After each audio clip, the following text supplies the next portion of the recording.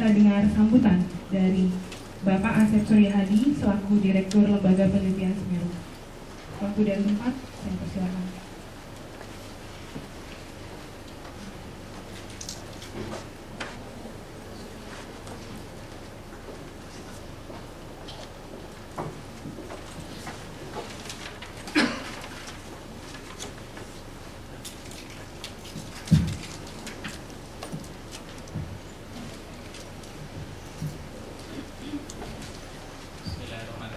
Assalamualaikum warahmatullahi wabarakatuh. Bapak Dr. Silon, Stafsus Presiden Republik Indonesia untuk Penanggulangan Kemiskinan, Dr. Timbuher, Bupati Siadi UISID, Pak Firman Jaya dari UISID, Ibu-ibu, Bapak-bapak hadirin sekalian. Pertama-tama atas nama Lembaga Penelitian Semeru, saya mengucapkan selamat datang dalam acara peluncuran paket informasi dasar pengaruh utamaan penanggulangan kemiskinan dan kerentanan pada hari ini. Kami mengucapkan terima kasih atas kesediaannya meluangkan waktu menghadiri acara ini di tengah kesibukan ibu dan bapak sekalian. Sebagai latar belakang dari dibuatnya paket informasi dasar penanggulangan kemiskinan ini, memang sebenarnya selama untuk periode yang panjang di Indonesia tingkat kemiskinan itu terus menurun. Itu menggunakan standar apapun, trennya sama selalu menurun. Tetapi dalam beberapa tahun terakhir, paling tidak ada dua perkembangan yang perlu kita cermati dengan sama dalam kaitannya dengan upaya penanggulangan kemiskinan ini. Yang pertama, kita mengamati adanya kecenderungan pelambatan laju penurunan tingkat kemiskinan, dan pada saat yang sama terjadi peningkatan timpangan yang cukup tajam di negeri ini. Ini cukup mengkhawatirkan kita karena kedua hal ini terjadi pada konteks di mana pertumbuhan ekonomi Indonesia tumbuh cukup tinggi, sekitar 6% per tahun. Selain itu juga sebetulnya kan anggaran pemerintah untuk penanggulangan kemiskinan terus meningkat setiap tahunnya, walaupun secara relatif dibandingkan dengan negara-negara berkembang lain memang masih relatif rendah ya. Pengeluaran untuk penanggulangan kemiskinan dan perlindungan sosial itu di Indonesia sekitar 0,5% dari PDB. Di negara-negara tetangga itu sudah sekitar 2%. Yang lebih tinggi ada yang mencapai 5%. Di negara maju mungkin sudah 10%. Hal kedua yang juga perlu kita cermati adalah bahwa tingkat kerentanan penduduk Indonesia terhadap kemiskinan itu masih sangat besar ya. Dalam property conference kemarin misalnya terungkap bahwa sekitar 40% penduduk Indonesia ini dinilai masih rentan untuk jatuh ke dalam kemiskinan. Mereka bisa dengan mudah jatuh ke kemiskinan bila terjadi goncangan atau krisis, baik itu krisis ekonomi, sosial, juga hal-hal lain seperti bencana alam, pemutusan hubungan kerja, atau karena jatuh sakit dan lain sebagainya. Di samping itu juga ada kelompok-kelompok masyarakat lain yang mengalami risiko yang besar untuk jatuh ke dalam kemiskinan karena misalnya kekerasan dalam rumah tangga atau juga diskriminasi di masyarakat dan di tempat kerja.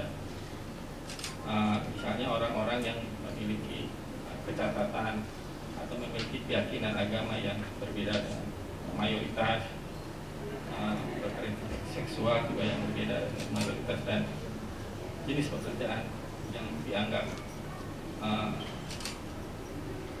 kurang sesuai oleh masyarakat. Mereka menjadi terkucil dan terdiskriminasi dalam pergaulan sosial dan akses ekonomi. Dan kalau kita lihat memang program-program yang ada sekarang ini masih sedikit sekali menyentuh kelompok-kelompok ini. Jadi Sebetulnya pemerintah sudah banyak melakukan hal untuk upaya penanggulangan kemiskinan itu, dan kita semua tahu di sini bahwa pemerintah memiliki strategi penanggulangan kemiskinan melalui 4 klaster yang sudah terkenal, yang meliputi perbaikan program perlindungan sosial, peningkatan akses kepada pelayanan dasar, pemberdayaan masyarakat, dan juga pembangunan inklusif melalui pemberdayaan mikro dan kecil. Memang kalau kita lihat bahwa ini merupakan upaya-upaya yang atau strategi yang cukup komprehensif, tapi faktanya saya kira kita semua setuju bahwa masih perlu usaha yang lebih besar lagi untuk dapat secara efektif menyentuh kelompok miskin di Indonesia, khususnya yang paling bawah, hardcore poor. Oleh karena itu perlu ada satu upaya perluasan atau pusat penanggulangan kemiskinan yang tidak hanya terbatas pada program pengurangan kemiskinan atau sasaran, tetapi lebih jauh dari itu diperlukan transformasi tata kelola pemerintahan yang lebih luas agar dapat mendukung usaha pengurangan kemiskinan.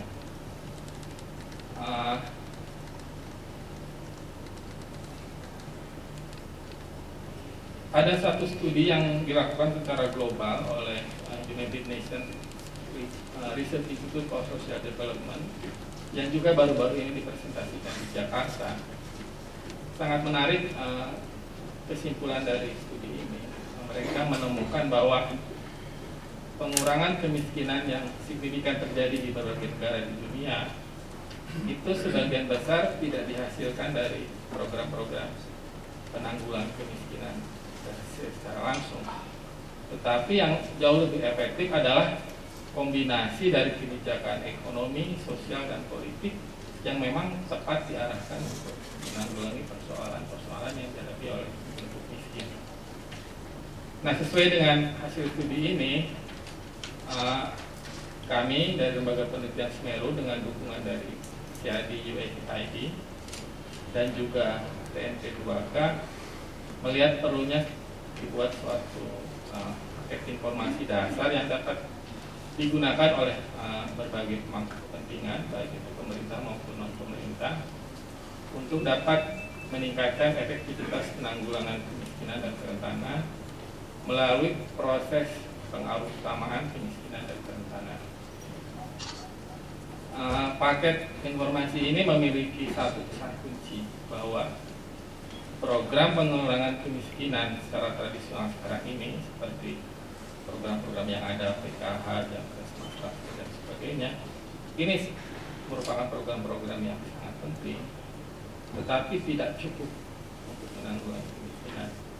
Oleh karena itu perlu ada dukungan dari kebijakan dan program-program sektor lainnya, baik itu kebijakan perdagangan, pertanahan, pertanian, pelayanan publik, lingkungan, dan lain sebagainya, agar penanggulangan kemiskinan ini menjadi lebih efektif.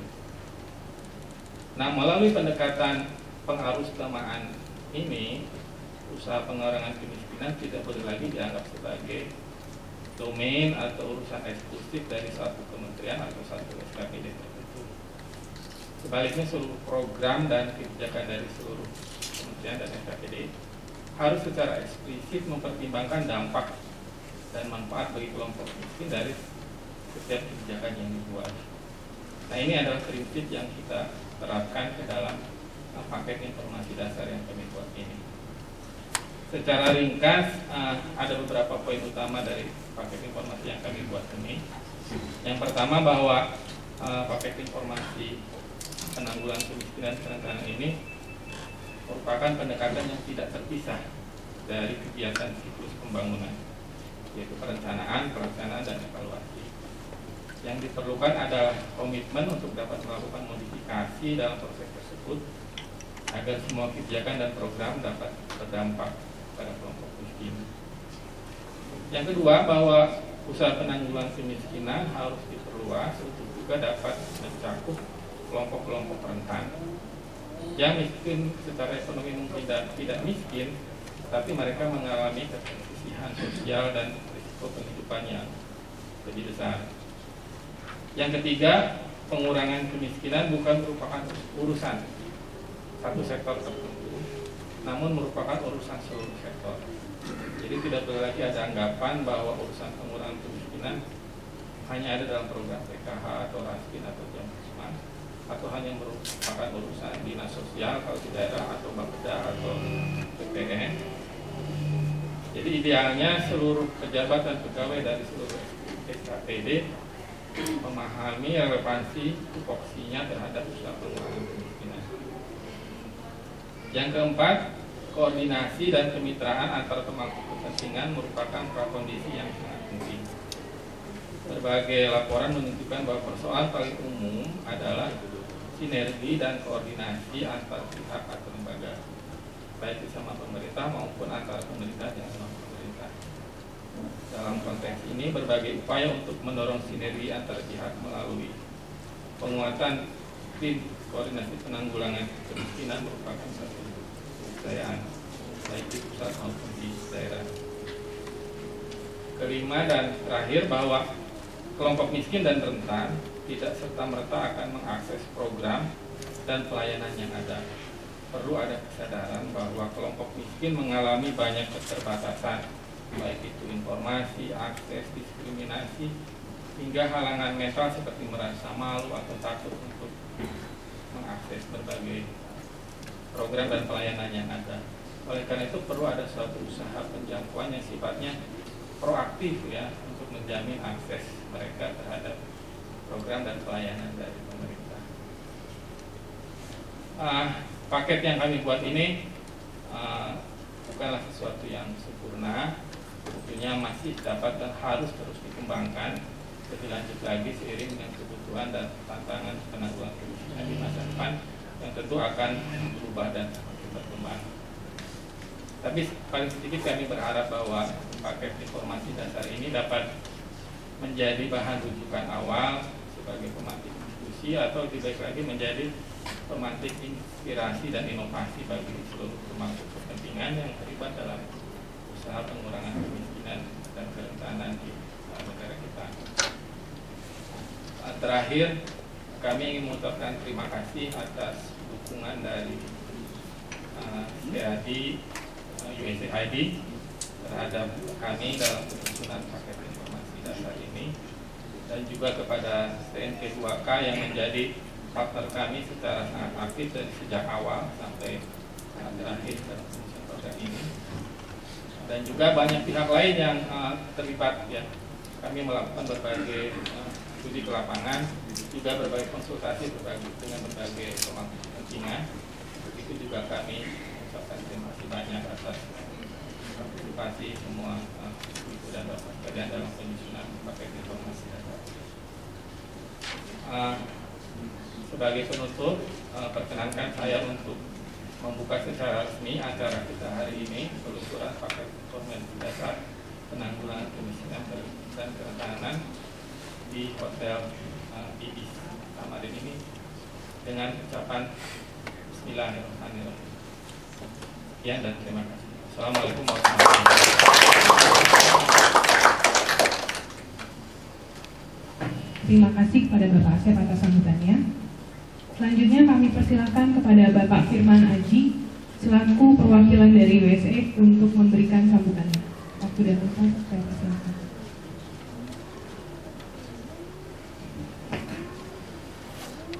Bismillahirrahmanirrahim. Assalamualaikum warahmatullahi wabarakatuh. Alhamdulillahirabbil alamin, wassalatu wassalamu ala asyrofil anbiya'i wal mursalin wa ala alihi washabbihi ajmain. Asyhadu an la ilaha illallah wahdahu la syarika lah. Asyhadu anna Muhammadan abduhu wa rasuluhu la nabiyya ba'da. Amma ba'd.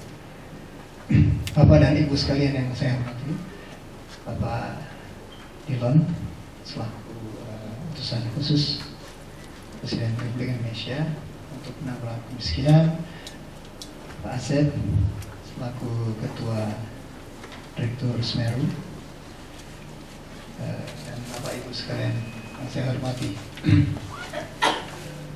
Pertama, terima kasih kami ucapkan dari USAID atas kesediaan Bapak Ibu untuk menghadiri acara penting ini, dan juga tentu terima kasih kepada kegiatan yang sudah dilaksanakan dengan baik. Kami di USAID sangat berbesar hati bisa membantu memberikan sedikit kontribusi untuk bisa melaksanakan satu upaya memikirkan bagaimana kita mengentaskan dan bagaimana kita menanggulangi kemiskinan dan kerentanan. Tadi Pak Asep mengatakan 40% ya masih rentan kita Pak. Berarti dari 3 atau 2,5 orang Indonesia mungkin 1 orang masih rentan untuk kembali ke menjadi miskin. USAID melalui proyek SEADI memberikan dukungan kepada Semeru untuk kegiatan ini. Kebetulan di sini ada teman-teman SEADI, Pak Tim Buer, Dr. Tim Buer, Dr. Mukti Suyahmun, Pak Heri, Pak Ibu Dewi, dan memang SEADI sudah berjalan kira-kira 2 tahun. Sayang sekali dalam waktu dekat pada bulan Agustus nanti, akhir bulan Agustus, SEADI sudah tutup. Dan seperti juga proyek-proyek yang lain, biasanya sesudah tutup itu dilanjutkan lagi dengan yang lain. Tapi kebetulan untuk proyek SEADI kelihatannya belum ada dan tanda-tanda akan ada kelanjutannya begitu. Karena kebetulan di USAID economic growth itu dianggap di Indonesia sudah cukup bagus, sehingga kemudian titik beratnya diberikan kepada sektor-sektor yang lain. Tentu meskipun SEADI sudah selesai, tapi kita berharap bahwa hasil yang dikontribusikan oleh SEADI itu bisa masih terus bermanfaat. Kita melihat ikhtisar paket informasi dasar ini sangat menarik, dan kita harap tentunya nanti bisa dimanfaatkan oleh teman-teman di daerah, TKPKD di daerah untuk nanti melaksanakan kegiatan-kegiatannya. Tentunya seperti tadi juga disinggung oleh Pak Asep, tidak hanya teman-teman di daerah, tapi juga teman-teman di kementerian lain juga bisa mengambil kemiskinan sebagai arus utama kegiatan mereka.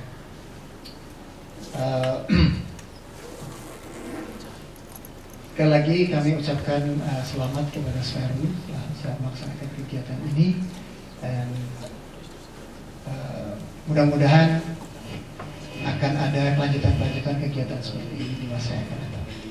Demikian Bapak dan Ibu sekalian dari kami. Billahi taufiq wal hidayah. Wassalamualaikum warahmatullahi wabarakatuh. Terima kasih Bapak Firman atas sambutannya. Kini kita akan memasuki acara pertama, yaitu pidato kunci oleh Bapak HS Dillon selaku utusan khusus Presiden untuk pengentasan kemiskinan. Waktu dan tempat kami persilakan kepada Bapak Dillon.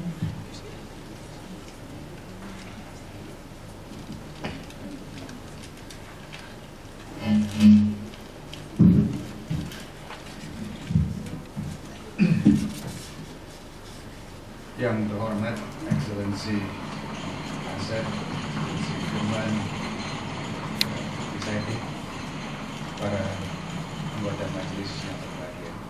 Selamat pagi.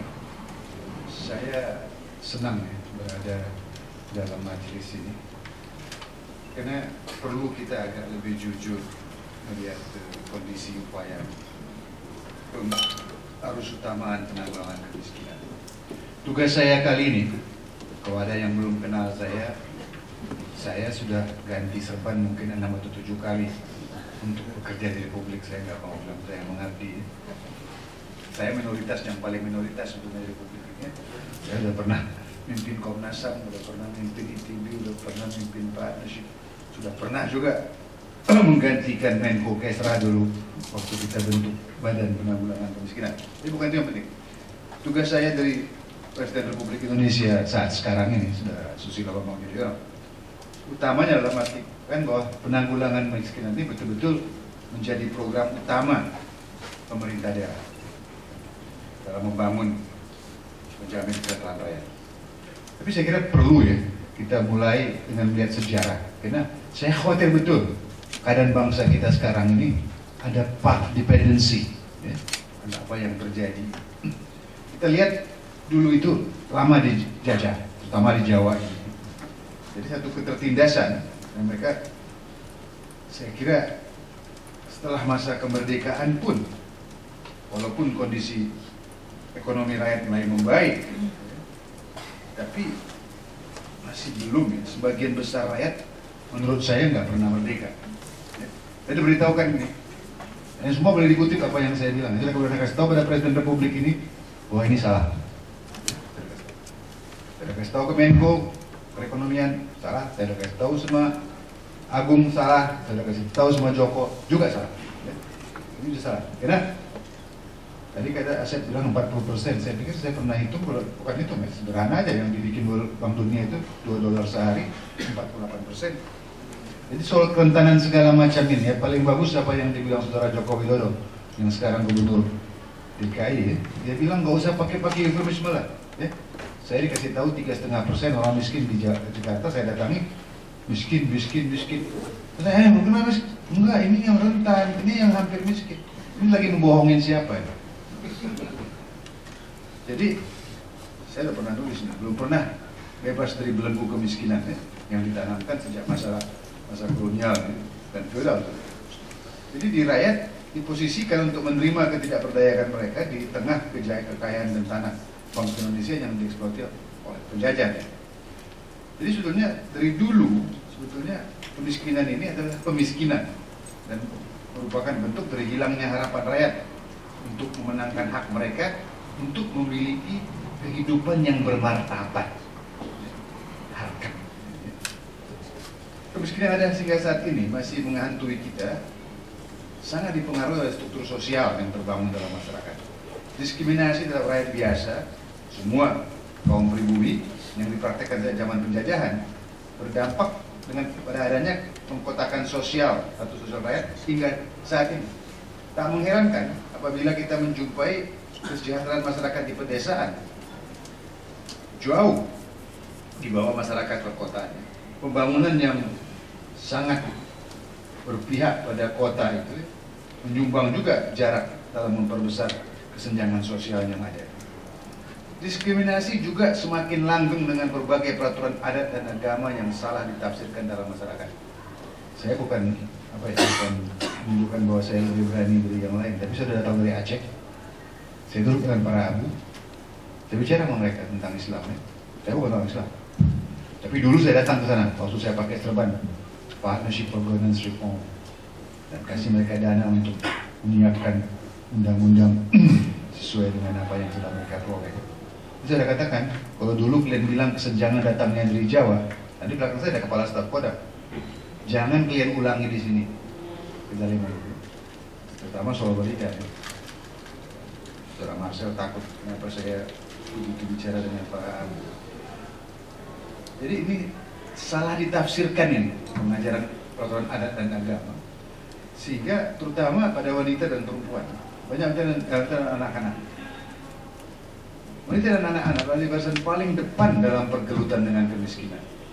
Jadi kecenderungan tersebut sudah semestinya menggugah tokoh budaya dan agama untuk terlibat lebih aktif dalam membimbing masyarakat membangun fondasi kejuangan lebih kokoh. Saya sangat galau, ya. Saya sudah datangi tokoh agama juga. Seperti kalian tahu, saya waktu dulu pimpin partnership, saya ajak dua organisasi Islam terbesar di dunia, Muhammadiyah dan Nahdlatul Ulama, untuk bergerak bersama untuk menghadapi koruptor. Ya. Saya pernah kerjakan itu. Saya pernah bicara di Al-Hikam, saya pernah juga bicara di Jogja, saya pernah juga ke Padang kita. Jadi saya lihat soal-soal kecil pun asal saya minta pertanggungan jawab atau tuntutan pada pimpinan agama. Misalnya saya sudah kirim surat resmi pada Menteri Agama supaya semua yang tiap pagi berikan dakwah itu maunya ada dua hal lah tidak boleh mereka tinggalkan.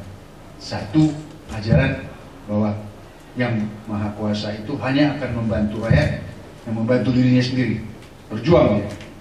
Dan kedua, nggak ada milik kita. Jadi apapun yang kita ada itu berbagilah, nggak usah sombong. Nggak akan bisa kalian bawa apapun, kekayaan, pangkat, jabatan, nggak ada. Tapi saya menarik. Kemarin kita lihat pelantikan si Fazli jadi kepala BKKBN. Saya datangi tokoh agama, kok kan ikut mau kemarin. Kenapa kalian nggak sadarkan orang jangan punya anak banyak? Karena kalau sudah miskin, dalam keadaan begini melahirkan anak lagi, ya kita perempuan punya hak, dia bilang, untuk melahirkan anak. Tapi apakah punya hak dia menjebloskan orang ke dalam penjara kemiskinan seumur hidup? Saya sudah pernah ke Vatikan waktu pakai serban Komnas HAM. Saya bilang, kalian bilang sanctity of life, pernah mikirkan dignity of life apa enggak? Oke.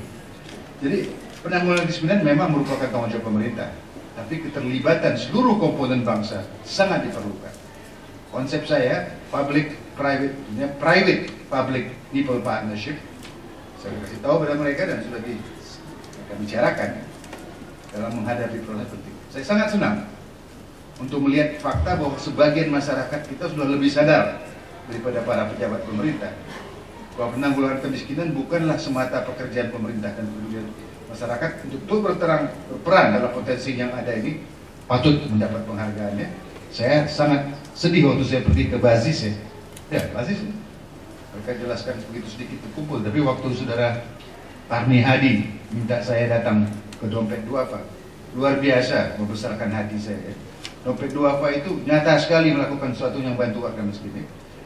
Kemudian beasiswa di perguruan tinggi, bantuan langsung pada saat bencana, modal usaha kecil, bantuan kesehatan. Dan pada saat ini 65.000 donatur lagi memberikan secara berkala pada Dompet Duafa. Rumah sehat yang mereka kelola yang saya lihat, wah, dimanfaatkan dengan penuh, disertai tenaga dokter dan spesialis yang sebagian besar melayani pasien secara suka dan rela. Ini yang kurang berkembang di demokrasi yang matang seperti dulu di Amerika Serikat sebelum terakhir terjadi neoliberalisme ini. Itu orang kaya itu malu mati jadi kaya. Jadi mereka jadi kaya, tapi uang itu dibagi-bagi sebelum dia meninggal. Nah, dan sukarelaan itu besar sekali. Kita ini terlalu banyak pintar ngomong, pintar dalam agama, ritus, ritual, tapi pesan para nabi nggak dilaksanakan. Jadi saya lihat mereka itu ya, bagus betul pengurusnya mereka ini. Dan mereka sudah dapat percayaan dari masyarakat bahwa 65.000 orang kirim uang pada berkala. Kemudian pemerintah ini mestinya terbuka matanya, mau belajar bahwa untuk memperoleh kepercayaan penuh masyarakat demi tercapainya upaya penanggulangan kemiskinan ini. Jadi bukan hanya dalam program-program apa tadi yang dibilang Asep itu. Saya udah lama rasakan itu, Sep. Yang tadi kamu bilang ada UNRIS atau siapa yang mendapatkan itu. Sekarang tingginya kesenjangan. Gitu? Sebelum saya pakai serban ini, saya masih pakai serban Komite Ekonomi Nasional. Pernah kemari orang yang sangat baik, dekan Fakultas John F. Kennedy di Harvard, dan itu diundang oleh Presiden, sehingga dia Presidential Speaker, dan Presiden senang sama dia, karena dia memberikan podium, forum pada Presiden di sana untuk bicara, kira-kira menyambut tangan Presiden Obama yang mau menggapai negara-negara Islam, dan walaupun kita bukan negara Islam, tapi orang Islam yang paling banyak ada di sini. Saya tahu, dan putranya Presiden waktu itu sekolah gitu ya. Tapi waktu dia bicara, akhirnya saya bertanya.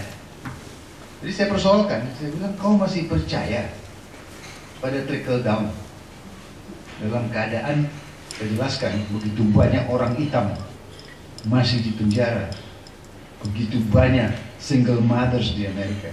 Waktu ini 2,5 tahun yang lalu, dan begitu banyak kesenjangan yang begitu besar. Ini kan sudah mazhab yang keliru yang dipakai. Jadi saya tanya, saya tahu Presiden marah, pasti marah, karena dia nggak suka kenapa ini bilang kok kasar. Saya bilang, times like this, gue bilang, how can you still believe in trickle down? Dia orangnya sebenarnya orang baik, tapi ya kacau loh. Dalam satu forum di tempat Presiden kita nyerang tamu dia. Waktu saya mau keluar, si Hatta bilang sama saya, "Yo, Bapak kok keras betul?" Saya diam aja. Terus dia bilang, "Mungkin harus keras ya." Saya jawab, saya tanya tadi belum nggak bisa jawab. Betulnya ini off the record ya, nanti tersinggung si Hatta. Betulnya bukan dia nggak bisa mengerti pertanyaannya Hatta, itu aja soalnya. Jadi waktu saya datangi Emil, saya bicara sama Prof. Emil sama si kita, karena kita yang menjadi moderator. Atau Presiden balik, habis mengantar si Dean Edgewood ini keluar. Kita dikasih tahu di depan. Tapi beliau lihat saya, mengulurkan tangan, apa katanya? Catat kata-kata dia dengan baik. Bagus tadi Pak Dewa, supaya lebih berimbang. Nah, dia nggak suka apa yang saya bilang, tapi minimal dia pikir ada juga orang warga negara Republik yang bisa seimbang dengan Dean Edgewood itu. Jadi bukan kayak menteri-menteri lain kerjanya hanya membilang, wah profesor you are so good juga. Jadi kalau kita nggak bisa jujur menghadapi diri kita, menghadapi orang-orang yang lain, itu salah betul. Jadi saya katakan tidak bisa kita tolak sekarang. Kesenjangan sudah begini tinggi, dan kesenjangan yang tinggi ini bukan hanya di kita, di semua sistem yang memakai pasar. Jadi ini menarik ini ya. Saya lihat, kalau menurut saya pengaruh utamaan itu harus mulai dari makro ya, dari kebijakan seluruh. Kalau istilah saya, seluruh arsenal yang ada di tangan pemerintah itu harus digerakkan. Itu tujuannya. Jadi kalau itu tujuannya itu mesti fiskal moneter, investasi perdagangan, tadi yang dibilang oleh Asep, mesti pertanahan segala ya. Saya nggak lihat nih, dan ini boleh dikutip ya. Saya nggak lihat di Bappenas ada kemampuan menjamin koherensi. Walaupun si Ani bantu juga Bappenas ini ya. Saya nggak tahu, nggak lihat koherensi betul-betul mereka lagi berupaya. Tim yang dipimpin Mas Bud, sekarang beliau wakil presiden. Saya kasih tahu aja sama kalian, saya dulu oleh Gus Dur dipanggil, diangkat menjadi kepala badan koordinasi penanggulangan kemiskinan karena kita berusaha mengurangi kementerian. Jadi salah satu kementerian yang kita hilangkan Menko Kesra. Saya mimpin itu badan. Saya dikasih uang $200.000 oleh Malcolm Brown waktu itu mimpin UNDP. Kerja untuk saya si Fasli, si Ican anak pintar itu kan, ikut Ican, Askobat, siapa lagi, Kaman, Bayu, semua anak-anak ini ikut mas saya, walaupun mereka dirjen. Dan Mas Bud menjadi penasihat utama saya, senior advisor. Beliau yang mengumpulkan, menghimpun seluruh namanya experts ya. Gaji saya waktu itu 1,5 juta. Kelihatan. Saya kasih gaji 45 juta sama Budiono. Boleh tanya dia. Nanti Pak Juran bilang dulu bayar 45 juta. Dia waktu mengembalikan surat yang saya kirim kepada UNDP, tangannya gemetar, Budiono. Karena surat itu, menurut orang UNDP nggak bilang sama saya, belum pernah begitu kasar mereka. Karena saya bilang mereka rasis. Karena kalau expert orang putih, mereka bisa bayar banyak. Budiono, saya nggak sepaham sama Budiono dalam soal pembangunan. Tapi dia orang brilian, orang pintar. Dia tamatan Wharton. Kalau dia tidak memilih pulang ke Republik di sana, tahun itu pun 2001 pun gaji dia pasti sudah $1 per tahun. Jadi tapi itu dibubarkan dulu oleh Mbak Mega. Ya, Mega jadi presiden, dia kembangkan lagi semua menteri-menteri ini. Jadi pemerintah harus menetapkan apa yang saya katakan growth through equity. Saya sudah bilang pada presiden. Nah, presiden ini konsepnya growth with equity. Beliau jawab whatever. Saya bilang no Mr. President. Sequencing is very important. Sequencing ini dalam membangun bangsa. Supaya yang kita kejar ini nggak hanya dinikmati oleh sebagian orang ya. Sekarang 1% ini di mana-mana jadi masalah. Bukan hanya kita. Jadi kalian tahu kan 2 minggu lalu Economist bikin cover story, saya Ted Diramat kirim saya SMS, sini ada nih, end of poverty. Tapi sebulan sebelumnya persis, mereka bikin cover story, jobless generation. Dan itu dari Eropa. ini harus didasari ya, pemahaman ini pada kemiskinan dan kesenjangan bukan hanya permasalahan ekonomi. Perspektif multidimensi akan memungkinkan kita untuk mendapatkan wawasan bahwa rakyat inilah, dan kita harus bergerak di paling dasar. Waktu saya dulu pakai serban Komnas HAM, saya bilang saya nggak suka ini kata sosialisasi. Sosialisasi itu punya konsep condescending, wah kita udah bikin sesuatu, kita mau kau ikut. Mereka bilang, baik Pak, kalau gitu apa namanya? Diskursus setara. Ajaklah rakyat itu untuk bicara ya. Yang saya katakan dulu, kita harus bisa memahami bagaimana rakyat melihat keadaan dia. Kalau kita mau betul-betul berpihak, kita mesti pergunakan apa yang namanya people lens. Kalau people lens yang dipergunakan, semua undang-undang, apapun yang dibikin, kita harus lihat nanti dampak akhirnya pada rakyat kecil itu apa. Semeru, saya pikir luar biasa nih apa yang dikerjakan Semeru. Pertama kali itu, waktu saya pakai serban Kepala Badan Koordinasi Penanggulangan Kemiskinan, ada pertemuan yang mungkin Musrenbang Nas ya, tahun 2001. Saya datang, saya bicara di sana. Nah, para gubernur semua minta juklak. Saya bilang enggak, saya nggak mau bikin juklak untuk kalian. Itu bertentangan dengan roh mau mengadakan pembangunan yang berpihak pada rakyat, desentralisasi, kalian mau otonomi segala macam, kenapa kalian minta juklak sama kami? Nah, itulah saya bicara sama Darno waktu itu, dan saya bicara sama, saya lupa dia ada perempuan cantik dari David dulu. Saya bilang tolonglah kasih uang sama Darno. Saya bilang kita kasih toolkit ya, yang pertama dulu itu. Dan toolkit itu sebenarnya keluar, saya udah nggak lagi menjadi pejabat, udah dibubarkan oleh Mbak Mega. Tapi karena Mas Jatun yang jadi Menko, dia setuju kita keluarkan. Nah, dalam semangat itulah toolkit yang kedua ini. Saya senang betul bahwa pengungkapan fakta yang disampaikan oleh Semeru. Saya ingat betul tahun 74 saya diminta bergabung ke survei agroekonomi di Bogor. Hari pertama saya bersidang ada Prof. Siaga di sana. Tanya, kita pelajari nggak ini keadaan politik di pedesaan? Karena yang mau dipelajari namanya dulu studi dinamika pedesaan. 500 desa kita pelajari di daerah aliran Sungai Cimanuk. Mereka takut semua kan habis tahun 73 mereka bilang, oh nggak ada Pak, kita nggak ikut politik nih. Jadi kalau kalian nggak pelajari politik di pedesaan, bagaimana kalian memahami perilaku petani?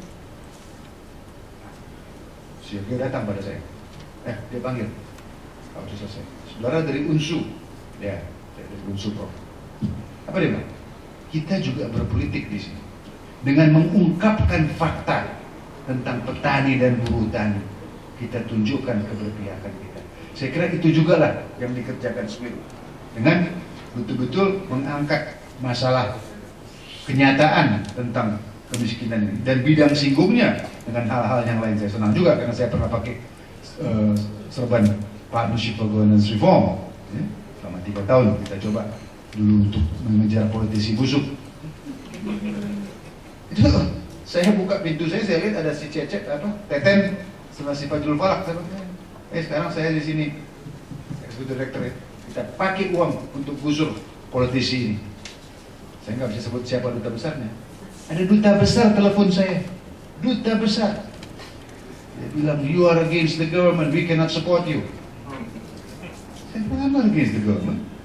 Yang saya lagi coba identify dari records mereka adalah politisi yang tidak berpihak pada rakyat. Yang kita sampaikan, kalau mereka banyak dari PDIP bukan salah saya loh. Tapi supaya kalian tahu, orang siapapun, duta besar siapapun, akhirnya mereka mau berteman dengan pemerintah yang lagi berkuasa. Jadi kalau kita harapkan dia berpihak betul-betul pada rakyat, ya itu bukan fitrahnya lah itu ya. Jadi saya kira ya, ini menarik, saya kasih tahu aja Mbak Kalian. Kita gampang sekali menyalahkan Susilo. Semua pun salah Susilo. Tapi kita sendiri nggak pernah tanya, pemimpin-pemimpin yang lain ini melaksanakan nggak apa yang merupakan tanggung jawab mereka? Dengar, saya bicara dengan pemimpin agama, dia datang pesantren kan? Dia datangi Monsinyur, datang. Kenapa nggak bisa mendampingi? Paling saya kasih tahu sama Fazli. Mereka bilang apa? Dulu kita diajak oleh BKKBN, sekarang nggak lagi. Berarti mereka nunggu duit. Ngeri kan? Jadi bukan karena kesadaran mereka harus bantu umat untuk bisa menata masa depan yang lebih berharga, tapi mereka nunggu proyek. Dia pimpinannya apa? Ada. Saya bicara di Papua, dari mulai tokoh pemerintah, kepala adat, tokoh agama, perguruan tinggi, semuanya saya datang. Pesan saya cuma satu, jangan kalian harapkan orang Jawa datang kemari untuk bangun kalian.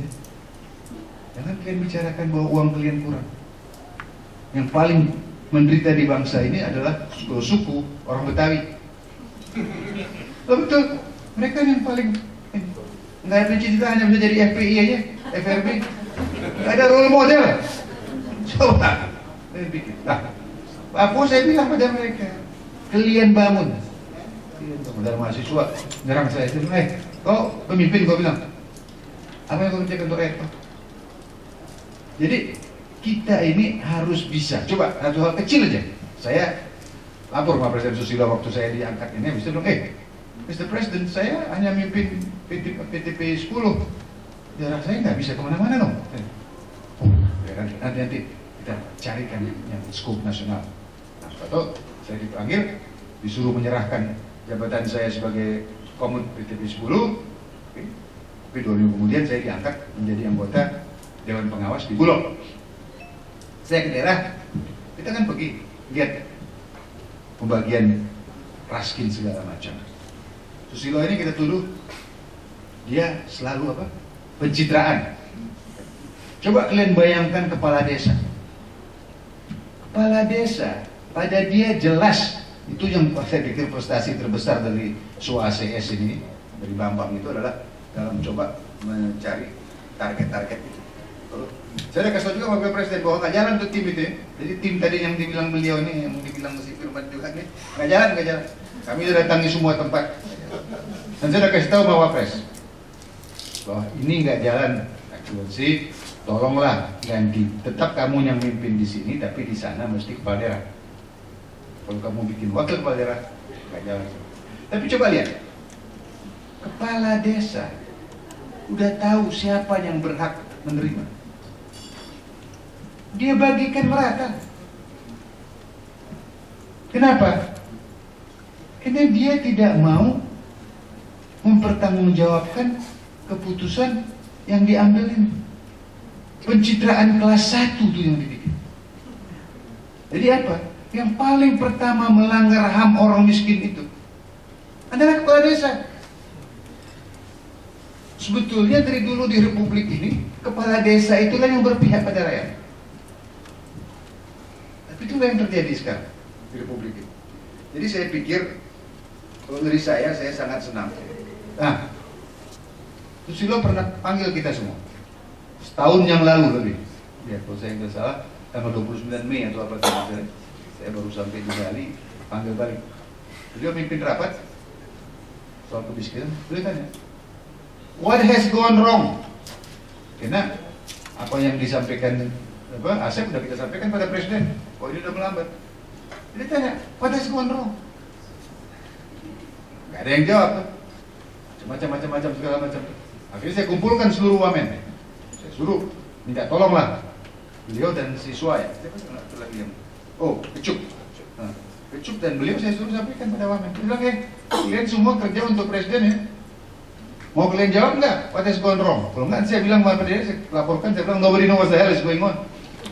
Ya, uang yang dikeluarkan, saya mau tinggalkan kalian satu aja gambaran. Kalian banyak masih muda, bagus nih. Tahun 73 kita dipukul El Nino, tidak bisa lagi beli beras dari waktu itu dari Thailand. Presiden Soeharto panggil Wijoyo berikan alasan, ada 12 alasan kenapa kita nggak bisa swasembada. Presiden Soeharto bilang, ini ada uang hasil OPEC windfall yang pertama, pakai uang ini. Saya mau swasembada beras. dalam satu dasawarsa kita berhasil mentransformasikan diri dari pengimpor beras terbesar di dunia menjadi swasembada beras. Tapi bukan itu yang penting. Yang paling penting, tanpa kita sadari, tatkala kita lihat data itu, belum pernah tercatat dalam sejarah manusia modern laju penurunan kemiskinan dan di pedesaan yang begitu cepat. Sehingga Presiden Soeharto berbagi mimbar dengan Mitterrand. Mitterrand nggak mau lihat Soeharto. Dia menganggap Soeharto itu penjahat soal pembunuhan G30 SD. Karena Mitterrand orang sosialis, dia nggak mau.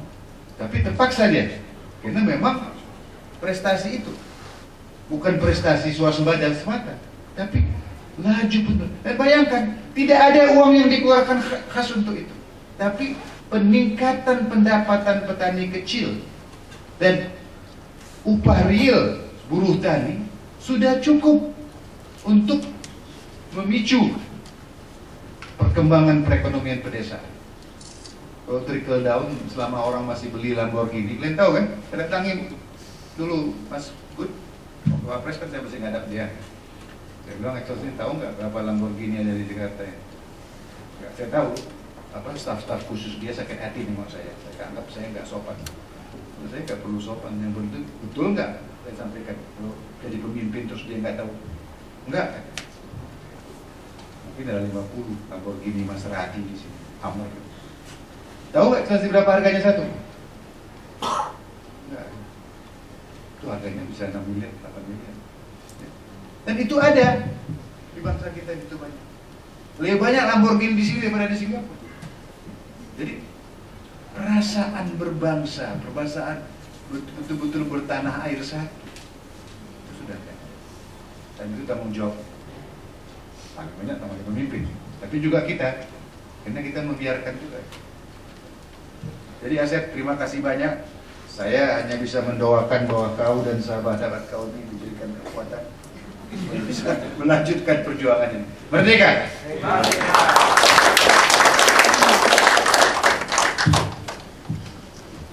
Terima kasih Bapak Dilon.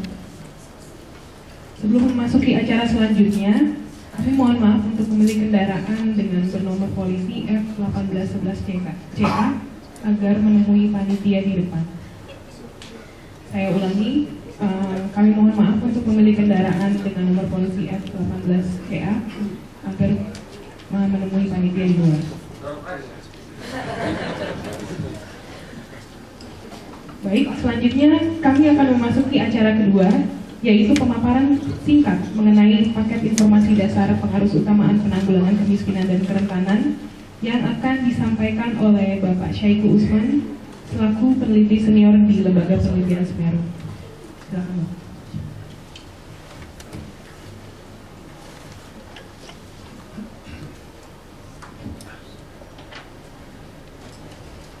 Selamat pagi, Assalamualaikum warahmatullahi wabarakatuh. Saya tidak lagi menyebut nama dan pangkat masing-masing, saya sebut saja Bapak Ibu sekalian. Bapak Ibu, pagi ini kita meluncurkan yang kami sebut dengan paket dasar, paket informasi dasar tentang pengarus utamaan penanggulangan kemiskinan dan kerentanan, yang isinya garis besarnya ini, dan nanti setiap kita yang hadir di sini keluar dari ruangan ini akan masing-masing mendapat satu paket ini. Dan paket ini merupakan living dokumen yang sesudah Bapak Ibu baca nanti silahkan sampaikan kepada kami apa yang masih perlu kami perbaiki. Kita bisa memperbaikinya dalam waktu tahun depan, atau sebenarnya 3 bulan ke depan kita bisa memperbaikinya lagi, 2 tahun lagi kita mengeluarkan lagi yang lebih baik. Dan kita akan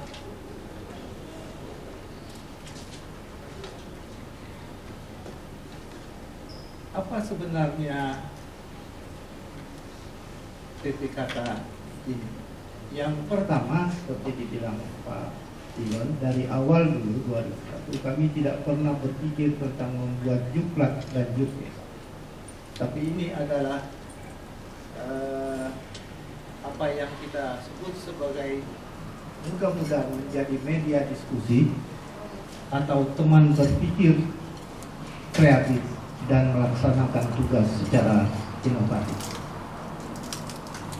Bagi seluruh pemangku kepentingan yang terkait dengan rakyat, dan itu bukan hanya pemerintah, tapi juga berbagai stakeholders atau pemangku kepentingan lain, bisa dari LSM, bisa dari perusahaan, para pengusaha, bisa dari organisasi-organisasi kemasyarakatan, dari gereja, dari organisasi semacam MUI, organisasi Nahdlatul Ulama dan sebagainya. Ini jelas merupakan tugas mulia dan rasional dari segala macam pandangan. Dalam pengertian yang paling enak itu paling nyaman hidup di daerah yang penuh dengan orang kaya. Oleh karena itu orang kaya bertanggung jawab untuk menjadikan semua orang kaya dimanapun itu. Kalau masih ada orang miskin, pasti ada ketidaknyamanan, dan ketidaknyamanan itu akan mengganggu orang kaya. Dan tujuan kita tentu rakyat. Siapa itu rakyat? Sebenarnya dalam dasar negara kita ada salah satu sila, keadilan sosial bagi seluruh rakyat Indonesia. Siapa itu rakyat? Rakyat adalah orang yang menuntut keadilan. Siapa mereka? Adalah orang-orang yang berjuang untuk keluar dari kesulitan hidup, baik ekonomi maupun sosial. Maka kita yang di dalam ruangan ini barangkali bukan lagi rakyat. Kita sudah jauh, dan katakanlah mungkin kita pimpinan, pemimpin, paling sedikit potensial menjadi pemimpin. Nah, kalau pemimpin mau disebut sebagai pemimpin rakyat, mereka harus memperhatikan siapa itu rakyat, yaitu orang yang berjuang menuntut keadilan, orang yang tengah berjuang keluar dari kesulitan hidup, ekonomi maupun sosial. Di negara kita ada paling sedikit, saya ingin menyebut 3 tokoh yang disebut pemimpin rakyat. Yang pertama Soekarno, yang menggerakkan seluruh rakyat untuk cita merdeka. Yang kedua Abdurrahman Wahid, yang di mana-mana suaranya membela apa yang kita kelompokkan hari ini sebagai penduduk miskin. Semua kelompok minoritas dia bela, apapun. Dan yang ketiga barangkali kita bisa menyebut Pak Jokowi, yang hari ini setiap hari dia tampil, dia bicara hanya tentang rakyat, yang kita definisikan seperti tadi. Orang yang sedang menuntut keadilan, orang yang sedang berjuang keluar dari kesulitan hidup.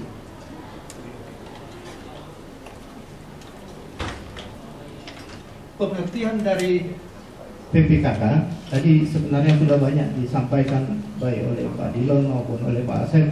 Mudah-mudahan saya tidak akan lagi mengulangnya.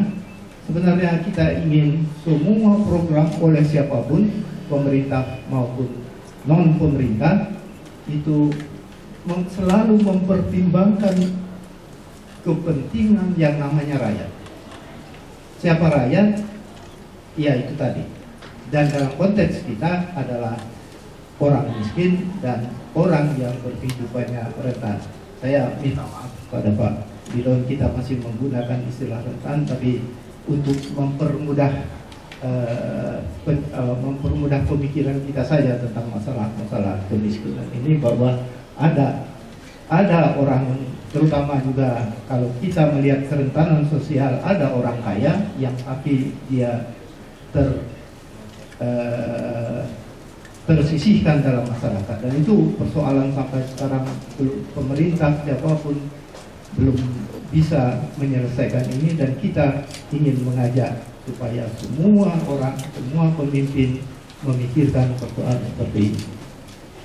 Dan PPKK bukan program atau proyek yang terpisah dari kegiatan pembangunan, dan secara umum juga kita berharap, kita melihat tidak perlu menambah biaya khusus dari apa yang ada.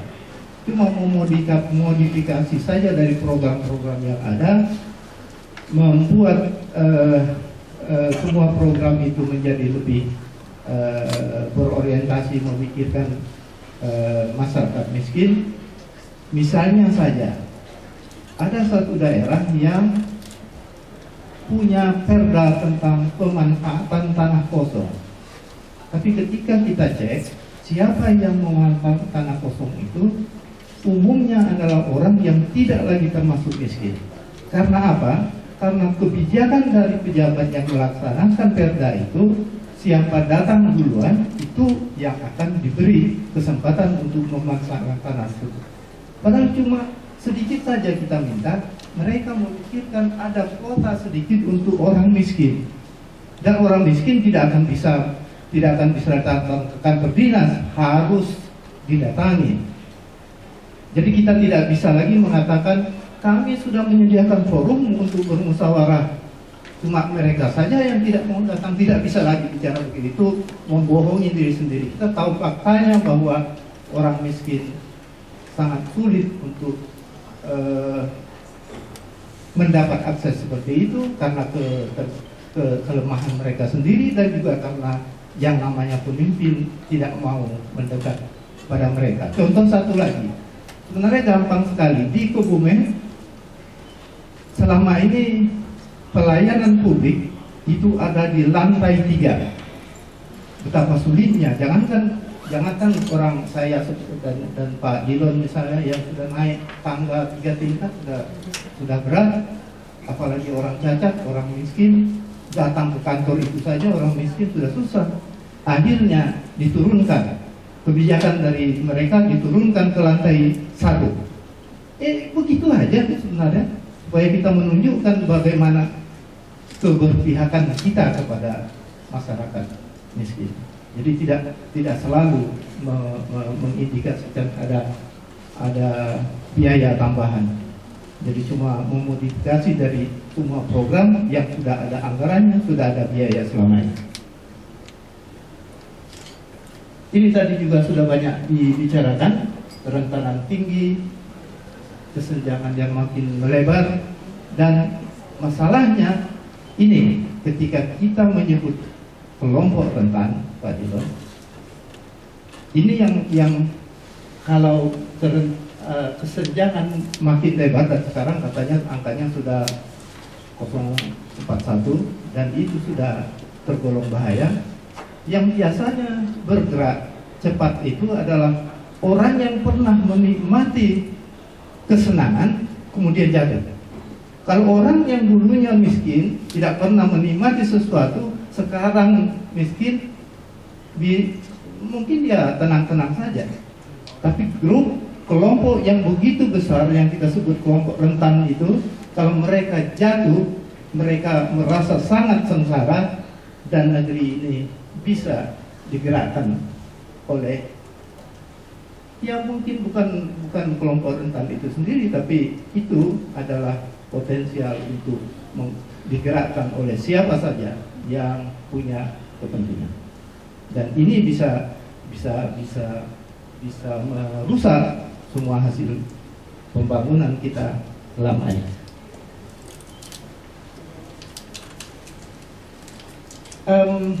Sudah dijelaskan juga, kita berharap bahwa semua program yang kita sebut sebagai broad-based targeted selama ini harus kita tempatkan posisinya tidak lebih penting dalam penanggulangan kemiskinan daripada yang program narrow targeted. Ini sudah dijelaskan baik oleh Pak Dilon maupun Pak Asep. Kita punya kesempatan karena komitmen pemerintah pusat juga besar, selalu menyediakan dana yang cukup, walaupun relatif masih sangat kecil. Tadi sudah dijelaskan oleh Pak Asep, baru 0,5% dari PDRB kita, masih jauh dari harapan sebenarnya juga, tapi paling sedikit ada selalu meningkat dana untuk kemiskinan.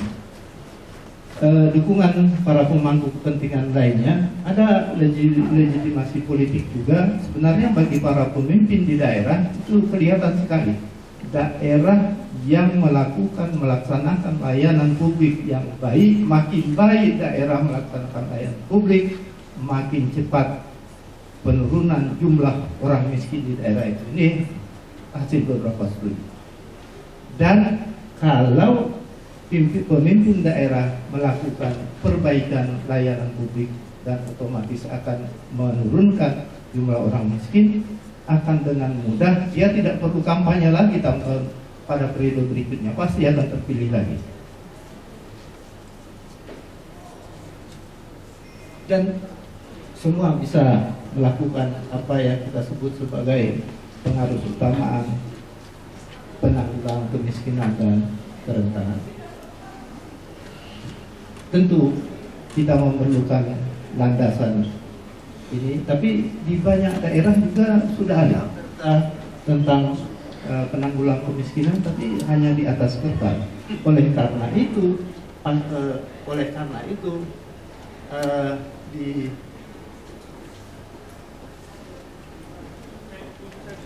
pada akhirnya juga memang harus ada masyarakat atau ada rakyat yang terorganisir untuk bisa berpartisipasi, untuk bisa mengawasi, atau bahkan mulai dari awal pembentukan atau penyusunan perda, penyusunan undang-undang, itu mengikutkan partisipasi masyarakat. Dan pada setiap program, pada setiap undang-undang itu juga harus melihat kita melihat dampak terhadap kemiskinan. Kalau di dalam lingkungan saja kita bisa, setiap program yang menyangkut lingkungan ada AMDAL. Kenapa kita tidak bisa memikirkan tentang ada analisis dampak terhadap kemiskinan dan kerentanan? Jadi searah dengan itu harusnya kita bisa melakukan itu. Dan tadi sudah banyak juga dibicarakan tentang memerlukan orang miskin ini memerlukan penjangkauan yang khusus, harus jemput bola dan lain sebagainya. Dan masalah koordinasi sampai sekarang juga, jangankan koordinasi antara pemerintah dengan pengusaha misalnya dalam kerangka penanggulangan kemiskinan, di antara pemerintah sendiri juga masih banyak persoalan koordinasi. Padahal kalau pemerintah bisa mengkoordinasikan semua kekuatan di luar non pemerintah untuk melaksanakan tugas penanggulangan kemiskinan, menurut beberapa studi menyebutkan bahwa kalau itu bisa 4 sampai 5 kali lebih cepat dalam penurunan upaya penurunan kemiskinan. Karena APBD, APBN, APBD itu dalam kerangka PDRB barangkali cuma sekitar 10%, 15%, sisanya adalah ada dalam masyarakat, ada dalam perusahaan dan lain sebagainya. Yang itu harusnya dipikirkan oleh para pemimpin untuk bisa melaksanakan kemitraan dengan pihak-pihak non pemerintah yang menguasai aset kekayaan yang ada di Indonesia ini jauh lebih besar dari apa yang dikuasai oleh pemerintah.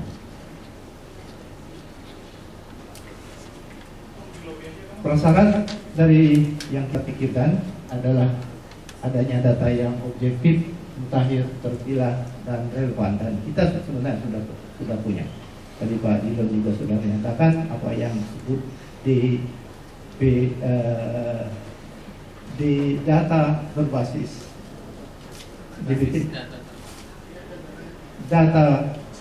berbasis data terpadu yang sudah ada dikumpulkan oleh Bappenas. 40% dari seluruh penduduk Indonesia yang terbawah yang didata oleh BPS pada 2011 yang sekarang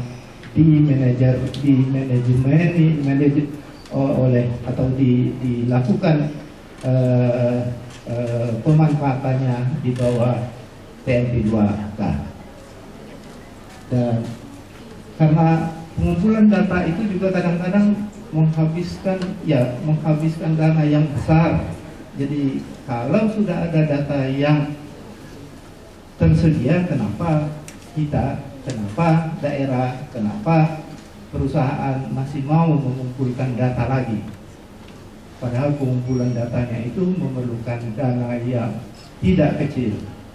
Kalau saja mau memanfaatkan data seperti ini, dana untuk pengumpulan datanya saja sudah bisa membantu kelompok miskin dalam upaya kita melaksanakan atau membantu tugas mulia mengangkat orang miskin dari kesulitan hidupnya.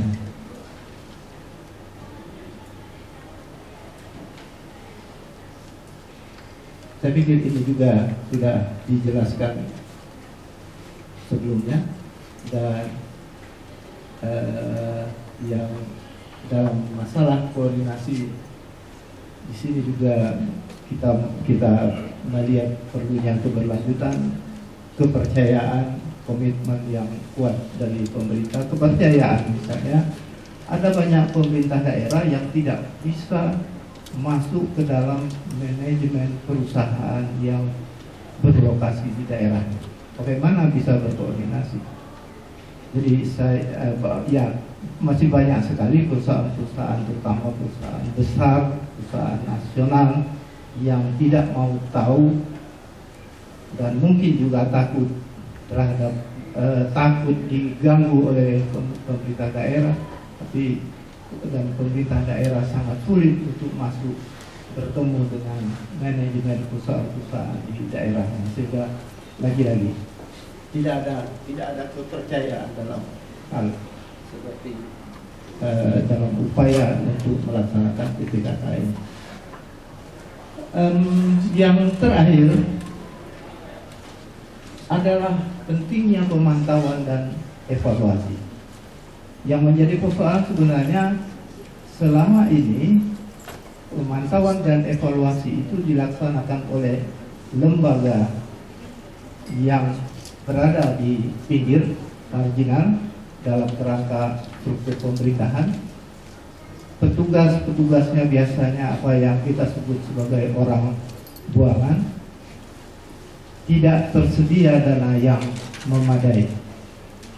Padahal keberlanjutan dari sebuah siklus pembangunan sangat juga bergantung pada kegiatan pemantauan dan evaluasi ini. Karena apa yang sedang dikerjakan bisa diperbaiki kalau orang yang melakukan pemantauan dan evaluasi adalah orang-orang yang kapasitas kualitasnya tinggi, kemampuan manajemennya juga baik. Salah satu contoh kadang-kadang yang baru mulai sekarang ini kita melihat di Kementerian Pendidikan dan Kebudayaan, dirjennya mulai menjadi semacam dirjen yang relatif independen. Kenapa? Karena kepalanya bekas orang KPK. Kita mengharapkan institusi lembaga pemantauan dan evaluasi dimanapun dia bukan lembaga pinggiran, bukan diduduki oleh pejabat buangan, tapi yang betul-betul punya kapasitas kemampuan yang memadai. Demikian yang perlu kami sampaikan. Terima kasih sekali lagi. Ini adalah living dokumen yang setiap saat kami memerlukan dukungan, kritik, tambahan, saran dari Bapak Ibu sekalian. Dan hari ini peluncuran pertama. Dalam waktu dekat kami akan melakukan kegiatan yang sama di beberapa daerah untuk memperkenalkan ini, mengajak mereka untuk berpikir seperti apa yang dipikirkan oleh Pak Jodoh. Terima kasih. Assalamualaikum warahmatullahi wabarakatuh.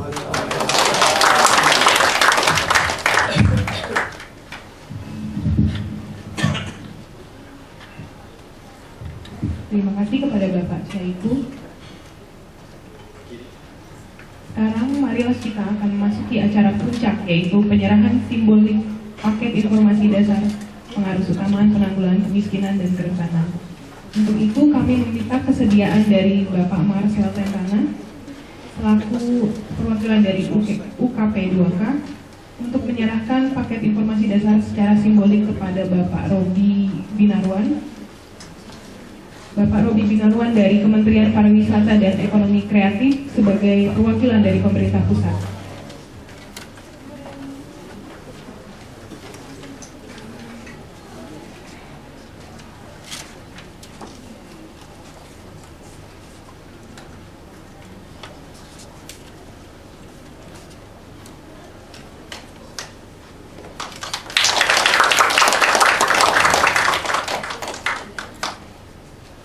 Terima kasih Bapak Robi dan juga Bapak Marcel.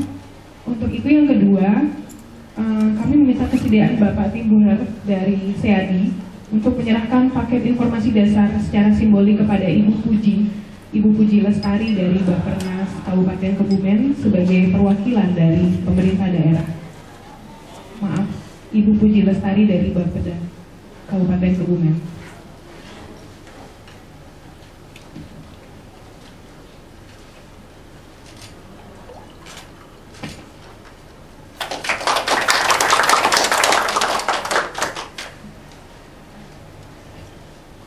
Yang ketiga, kami meminta kesediaan dari Bapak Firman Aji untuk menyerahkan secara simbolik paket informasi dasar kepada Ibu Widiarti dari Patiro selaku perwakilan dari Lembaga Swadaya Masyarakat. Silakan.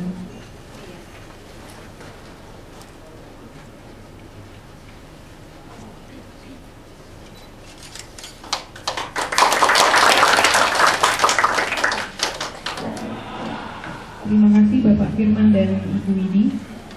Kemudian kami meminta kesediaan Bapak Asep Suryadi selaku Direktur Semeru untuk menyerahkan paket informasi dasar secara simbolik kepada Bapak Edi Sulistianto dari PT Askes untuk mewakili dari perusahaan swasta dan BUMN. Terima kasih Bapak Asep dan Bapak Edi.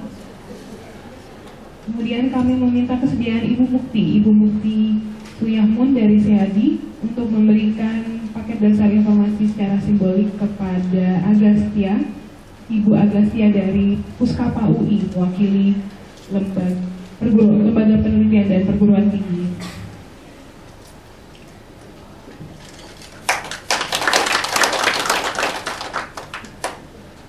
Yang terakhir kami meminta kesediaan dari Ibu Wijayanti dari Semeru untuk memberikan paket informasi dasar secara simbolik kepada Bapak Herming Harun dari GIZ selaku perwakilan dari lembaga donor.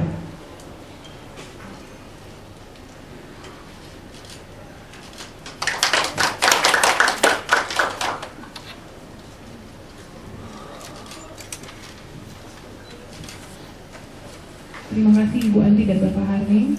Bapak, Ibu, dan hadirin sekalian, kita telah sampai pada acara terakhir dari acara peluncuran paket informasi dasar pada siang hari ini.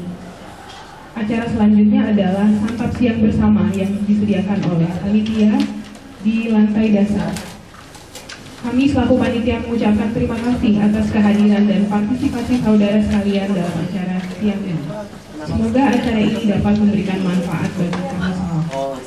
Saya selaku pembawa acara mengucapkan terima kasih dan selamat siang.